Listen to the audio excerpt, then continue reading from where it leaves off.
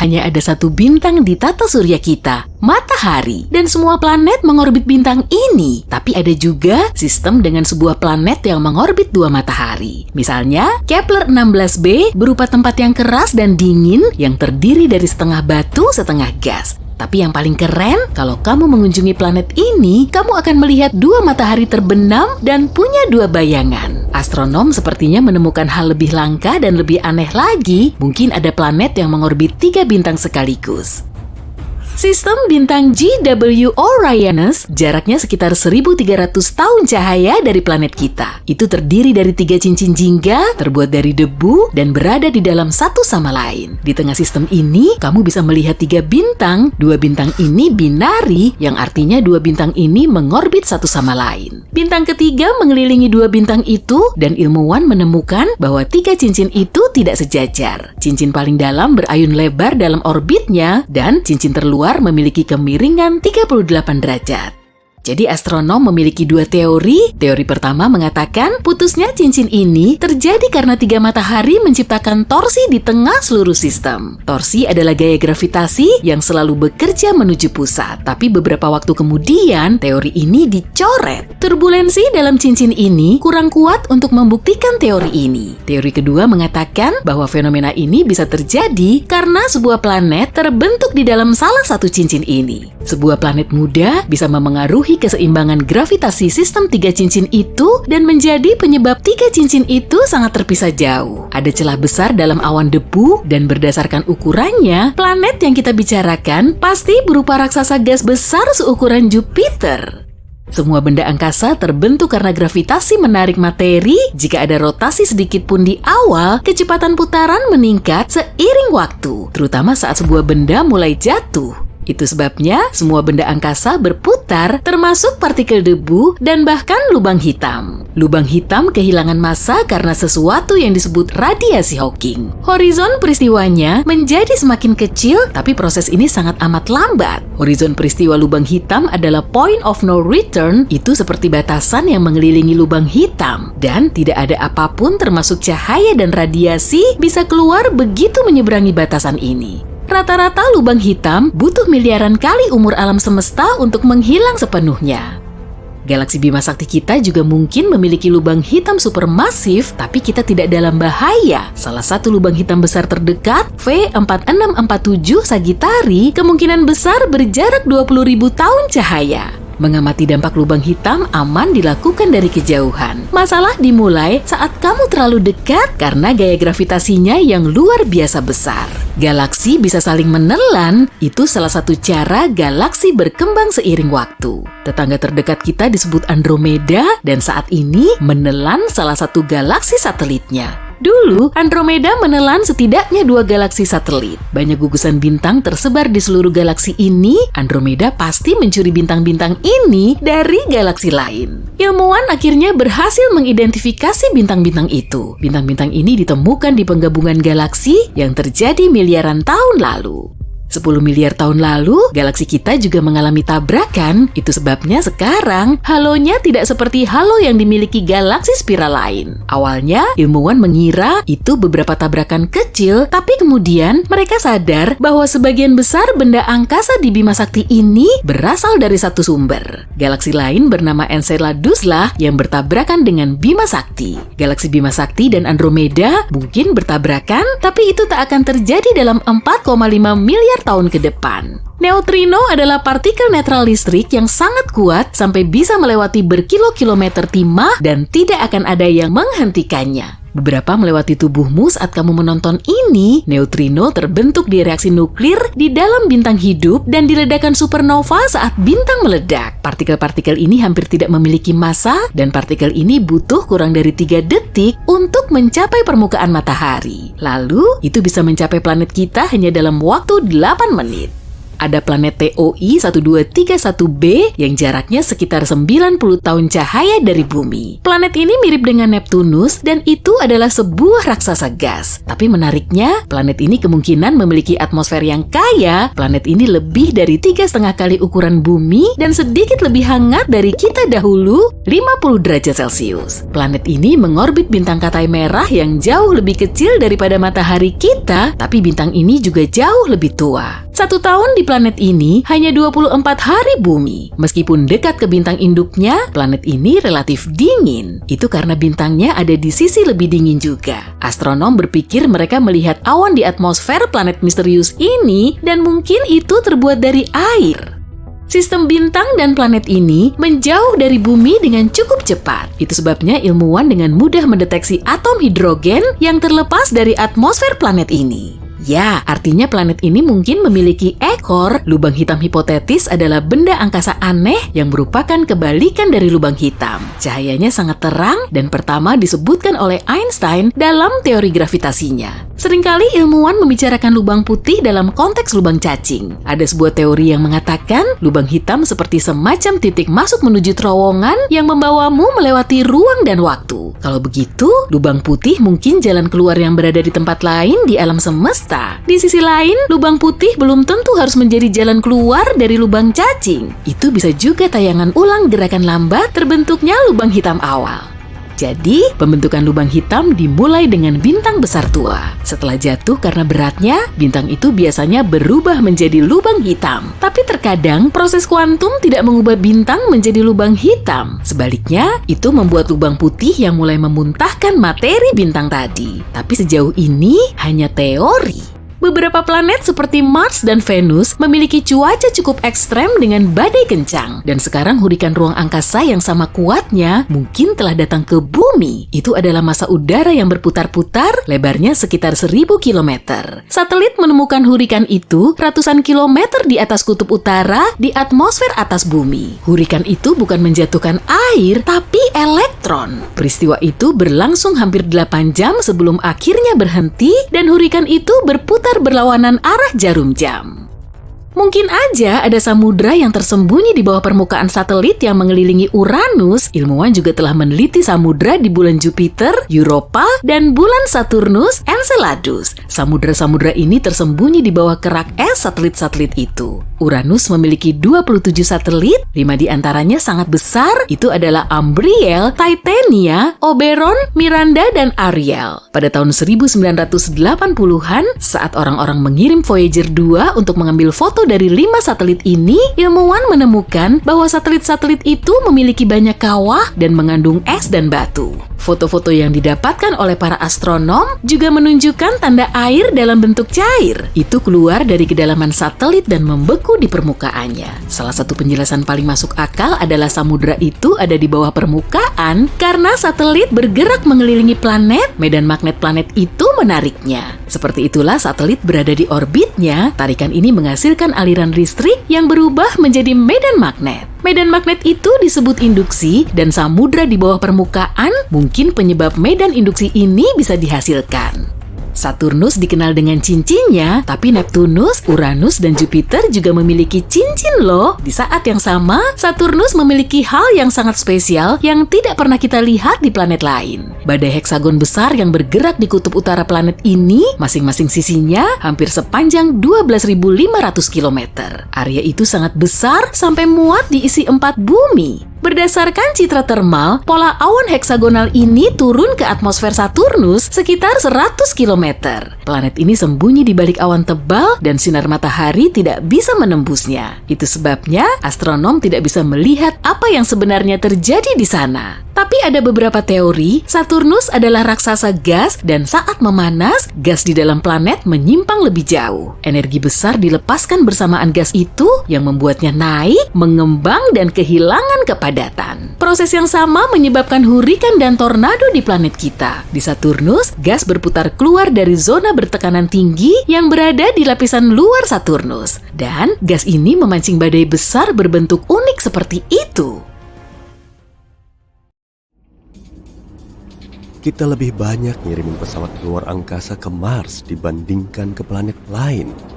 Meski belum terbukti kalau di Mars ada kehidupan, banyak orang tetap penasaran karena foto-foto permukaan Mars rutin diambil oleh wahana Perseverance dan Curiosity milik NASA. Kamu juga bisa ngecek semua gambar ini di internet secara gratis. Lama-kelamaan, bentuk-bentuk aneh mulai muncul di dalam foto, sehingga sebagian orang meyakini ada makhluk tertentu yang menghuni Mars. Pada tahun 2008, salah satu wahana mengambil foto batu yang mirip banget kayak sosok perempuan. Foto-foto lain juga nunjukin bentuk hewan, perkakas, atau benda lain yang ada di bumi. Tapi nggak ada bukti yang mendukung teori ini karena bentuk dan ukuran batu bisa bermacam-macam. Kalau dilihat dari bentuknya, emang bikin penasaran sih. Banyak saintis menganggap Mars sebagai tempat yang lebih nyaman dihuni dalam waktu lama meski letak bulan kita lebih dekat. Konon, di permukaan Mars terdapat air, tapi air ini ada di bawah danau beku. Tanah Mars nggak mengandung banyak unsur hara dan kemungkinan di situ terdapat zat kimia berbahaya. Meski begitu, gravitasi planet merah ini cuma 38%-nya gravitasi bumi. Jadi, benda berat akan lebih gampang diangkut. Sedangkan di bulan, gaya gravitasinya cuma sekitar 16,6%-nya gravitasi bumi. Sekelompok saintis telah mempelajari kehidupan di Mars. Tempat penelitian mereka berada di bumi, karena sebagian wilayah di bumi mirip banget kayak kondisi ekstrim di Mars. Contohnya, Pulau Devon yang nggak berpenghuni, dan lokasinya ada di Kepulauan Arktik Kanada. Hidup di tempat ini pasti sulit karena tanahnya selalu beres. Bagian timur pulau ini juga selalu dilapisi tudung es tebal. Musim panas di sini cuma berlangsung kurang dari 50 hari setiap tahun dan suhunya tetap dingin. Gak banyak pepohonan yang bisa tumbuh di Pulau Devon. Jadi nggak ada hewan yang bisa beradaptasi untuk berkembang biak.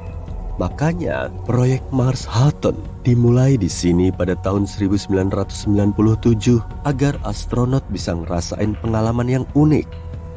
Pilihan logistik dan transportasi di sini nggak begitu banyak. Komunikasi dengan orang-orang di luar pulau juga agak susah karena suhu dan tanahnya sangat tandus.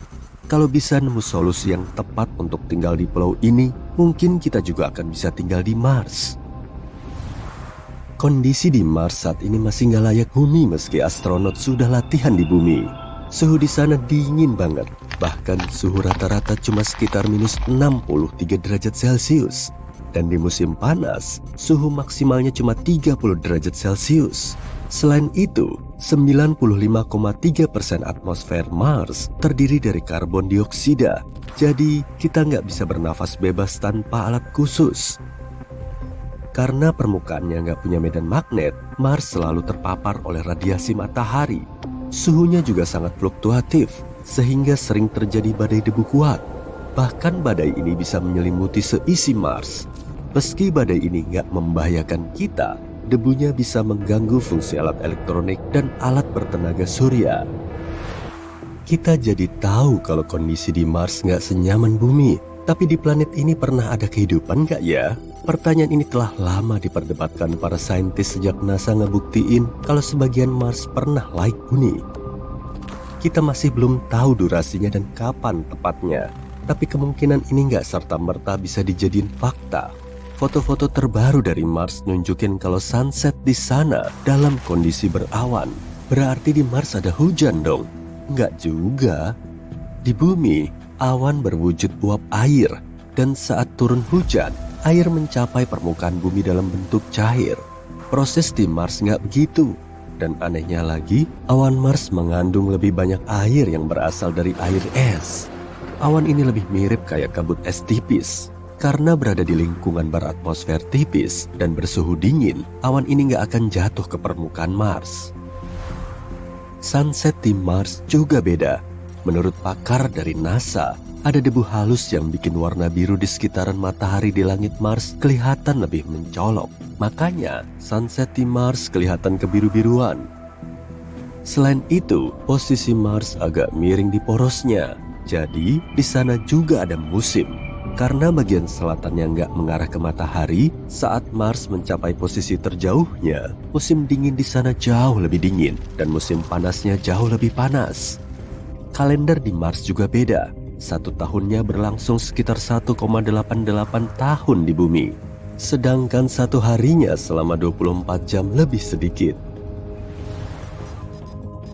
Meski suatu saat nanti manusia bisa pindah ke Mars, kita masih harus berkomunikasi dengan bumi. Dan prosesnya agak ribet karena pesan yang terkirim baru akan sampai 15 menit kemudian. Mengingat jaraknya yang lumayan jauh, video callan dari bumi ke Mars pasti bakal nyebelin. Meski kondisinya kurang bersahabat untuk ditinggali manusia, Mars punya paras yang menawan. Sebagian saintis meyakini kalau kita beneran pindah ke Mars, sederet taman nasional akan langsung didirikan.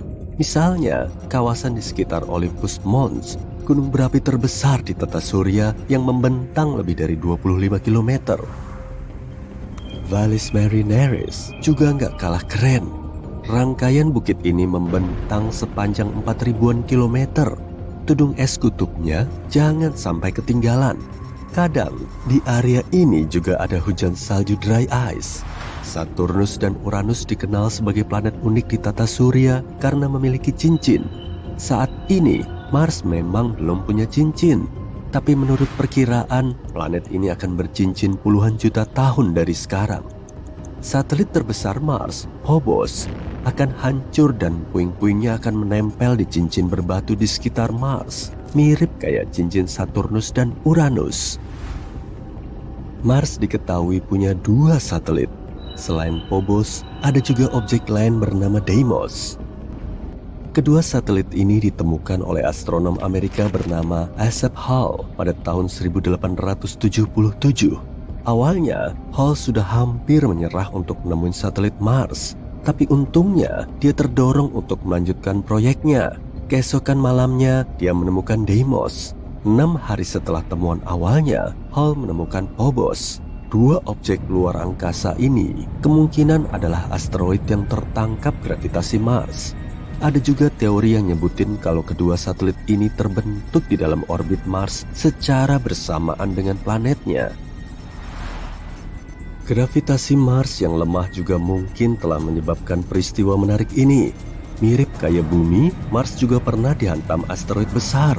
Lalu, puing-puingnya kembali ke permukaan Mars. Tapi sebagiannya terlempar kembali ke luar angkasa karena gravitasi Mars terlalu lemah. Puing-puing ini terlempar sampai jauh dan sebagiannya mendarat di bumi. Pecahan Mars juga membantu kita memahami ciri unik planet ini.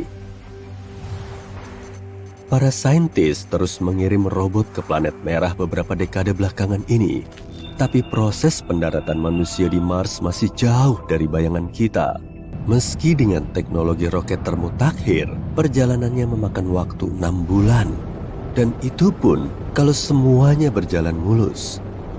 Setelah mendarat, manusia akan terpapar oleh radiasi antara. Apa mungkin sebuah planet punya nggak cuma 1 atau 2, melainkan banyak matahari? Yuk kita bayangkan apa yang akan terjadi pada kita kalau matahari tiba-tiba memutuskan untuk pecah jadi beberapa bintang kecil. Dalam pencarian planet mirip bumi di seluruh alam semesta, para ilmuwan telah menemukan bahwa sistem dengan 2 atau bahkan 3 bintang sebenarnya tidak terlalu langka. Bahkan banyak yang punya planet di zona layak huninya. Hampir setengah dari planet-planet ini bisa menampung kehidupan. Pengen banget rasanya lihat matahari terbenam di sana. Para ilmuwan bahkan mengatakan matahari kita tidak selalu kesepian dan bisa saja punya bintang pendamping yang disebut Nemesis. Mereka memperhatikan bahwa kepunahan massal di bumi terjadi setiap 27 juta tahun. Ini seperti sebuah siklus. Jadi, mereka beralih ke bintang-bintang untuk mencari tahu apa alasannya. Kemudian mereka berasumsi bahwa penyebabnya adalah bintang yang meninggalkan matahari kita sejak lama, tapi masih memengaruhi kita. Nemesis bisa ditemukan sekitar 1,5 tahun cahaya dari kita. Kedengarannya mungkin dekat ya, tapi itu hampir 24 triliun kilometer loh. Pasti seru naik mobil ke sana.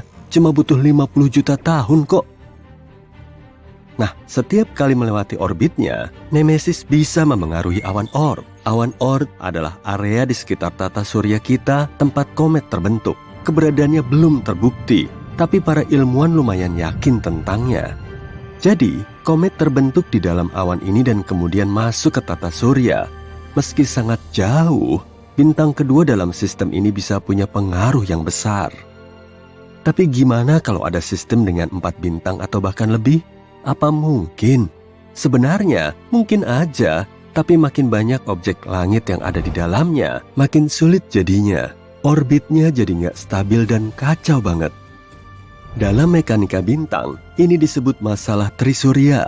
Sangat sulit memprediksi orbit objek-objek dalam sistem seperti ini. Biasanya, orbitnya sangat acak dan unik. Isaac Newton adalah orang pertama yang menyadarinya. Dia mencoba menerapkan penemuan gravitasinya ke bumi, bulan, dan matahari. Dia pun kesulitan. Tidak mudah untuk memahami bagaimana 3 objek bintang mengorbit begitu stabil di sekitar satu sama lain. Dan itu cuma planet dan satelit. Bagaimana kalau memasukkan beberapa bintang? Aku senang ada orang lain yang mau memperhitungkannya. Aku ya. Ngomong-ngomong, kita tahu bahwa sistem trisurya sangatlah kacau. Tapi gimana kalau sistem dengan lebih banyak bintang? Itu amat sangat langka. Pada tahun 2021, NASA menemukan sistem 6 bintang. Itu nggak masuk akal. Yang pasti nggak ada planet di dalamnya. Tapi siapa tahu, mungkin kelak kita bakal nemu sistem seperti itu juga. Di dunia seperti itu, tarian gravitasinya sangat kompleks. Dibutuhkan kondisi yang sangat spesifik untuk menyatukan semuanya. Itu kayak berjalan di seutas tali di atas jurang. Dengan mengingat semua ini, coba bayangkan apa yang akan terjadi kalau matahari tiba-tiba berubah jadi beberapa bintang kecil. Kita butuh simulasi yang sangat mendetail, atau kita mungkin butuh belasan simulasi untuk bisa membayangkannya. Karena kalau enggak, kita cuma punya beberapa opsi. Opsi pertama, kita membagi matahari menjadi 5-10 matahari kecil. Sekarang kita sebar semuanya berdekatan. Semua matahari ini akan menghancurkan sistem kita dalam beberapa jam aja. Yap. Semua sistem bintang termasuk milik kita bergerak konstan melintasi alam semesta. Jadi semua bintang akan segera saling bertabrakan. Tabrakan ini akan mengarah pada terbentuknya supernova. Sistem kita bakalan berubah jadi nebula yang indah dan warna-warni. Bagi kita, itu akan terjadi hanya dalam beberapa menit. Kita bahkan gak sempat merasakan apapun. Dan semua planet di tata surya lama akan segera berubah jadi debu antariksa yang berkilau. Tapi itu bukan pilihan terbaik kan? Kita lihat apa ada opsi lain. Opsi kedua, karena gak bisa ditaruh saling berdekatan, coba kita atur sejauh mungkin. Kalau ini yang terjadi, semua bintang itu bakalan pergi begitu aja. Dadah! Gaya gravitasi bintang-bintang itu terlalu lemah untuk menyatukan semuanya. Semua matahari itu akan meninggalkan tata surya, terbang ke angkasa luar dengan arah yang acak. Setelah itu, planet-planet lainnya akan keluar dari orbitnya, termasuk planet kita yang malang tentunya. Kita akan menjadi planet pengembara. Awalnya, kita bahkan gak sadar bumi sudah keluar dari orbitnya. Dan kita gak sempat melakukan apapun sampai cuaca jadi dingin banget. Sungguh akhir yang menyedihkan dan puitis. Yang pasti, hasil dari kedua opsi tadi kayaknya menyedihkan ya. Oh, oke, kita masih punya opsi terakhir. Masalah utama kita adalah kita membuat tiap bintang kecil ini punya massa yang sama. Tapi lihat saja semua sistem multibintang yang telah kita temukan ini. Kita bisa lihat bahwa tak satu pun kelihatan seperti sekelompok bola bercahaya. Sebaliknya, ada beberapa bintang besar di sana, dan sisanya yang kecil mengorbit di sekitarnya. Jadi, gimana kalau 2 bintang besar dan 2 bintang kecil? Bakalan gimana bumi nantinya? Orbitnya akan menjadi sangat tidak stabil. Kita bakal terguncang-guncang. Pasti nggak nyaman banget. Kita tahu bakalan gimana hasilnya. Karena mungkin ini terdengar gila, ini pernah terjadi satu kali. Yap, sekitar 70.000 tahun lalu, sebuah bintang tunggal mengunjungi tata surya kita. Itu adalah Katai Merah bernama Scholz. Katai Merah adalah bintang yang sangat kecil dan dingin. Tapi kalau menurutmu 7.700 derajat Celcius itu termasuk dingin sih. Tapi katai merah ini dianggap sebagai jenis bintang terlemah dan terdingin. Jadi mungkin gak terlihat begitu besar dan terang di langit. Pada saat itu, nenek moyang kita, Homo sapiens, sudah ada menjalani kehidupan mereka. Dan coba bayangkan, mereka melihat ada bintang lain di langit yang mendekati matahari. Penasaran gimana pemandangannya waktu itu? Kemudian, Scholz melewati matahari dan terbang ke suatu tempat yang lebih jauh untuk menjelajahi angkasa luar. Kamu pasti mengira akan ada banyak bencana kan? Kalau beneran terjadi, kamu gak bakal bisa nonton video ini sekarang. Tapi dari cerita ini, kita bisa lihat apa yang terjadi pada bumi selama peristiwa bintang seperti itu. Pada saat itu, sejumlah besar aktivitas vulkanis terjadi di planet kita. Juga ada hujan meteor yang hampir memusnahkan kita. Nenek moyang kita pasti pernah mengalaminya. Hal serupa akan terjadi di planet hipotesis kita yang punya 4 matahari. Tapi dalam skala yang jauh lebih besar, aktivitas gunung berapi yang konstan, gempa bumi, tsunami. Selain itu, panjang hari akan berubah, sama seperti panjang semua musim dan 1 tahun secara keseluruhan.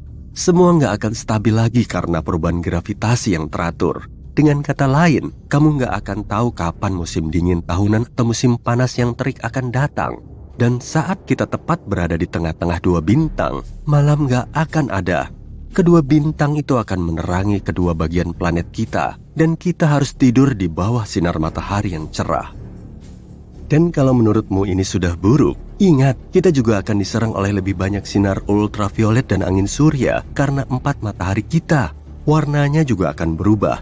Matahari akan jadi katai merah yang warnanya jingga merah mencolok di langit. Kita juga akan melihat lebih banyak gerhana matahari, tapi bukan bulan, matahari yang akan menutupi matahari lainnya. Mungkin cuma akan sedikit lebih gelap. Jujur, mustahil akan ada yang bertahan di bumi setelah semua ini.